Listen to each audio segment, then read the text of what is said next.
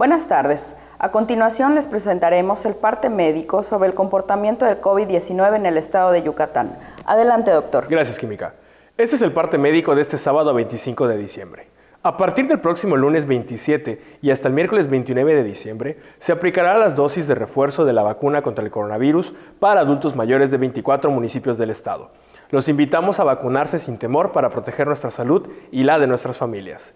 Estamos trabajando de manera conjunta el Gobierno del Estado, la Secretaría del Bienestar y las Fuerzas Armadas.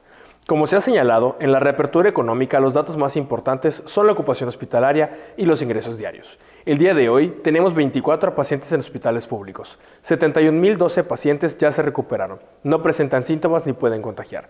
Esta cifra representa el 91% del total de contagios registrados, que es de 77.697. Hoy se detectaron 38 nuevos contagios de coronavirus, 28 en Mérida, 4 foráneos, 3 en Progreso, 2 en Humán y 1 en Tixcocop.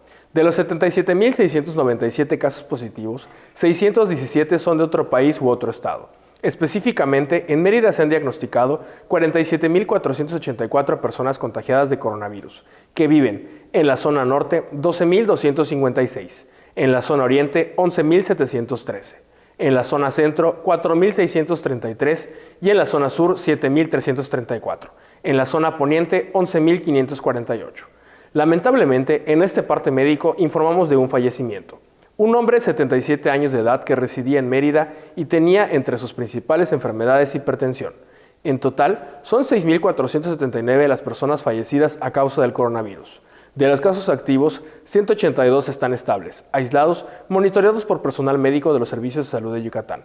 Presentan síntomas leves. Como ya se mencionó, 24 de los casos positivos están en hospitales públicos y en aislamiento total. Hay otros pacientes a la espera de diagnóstico.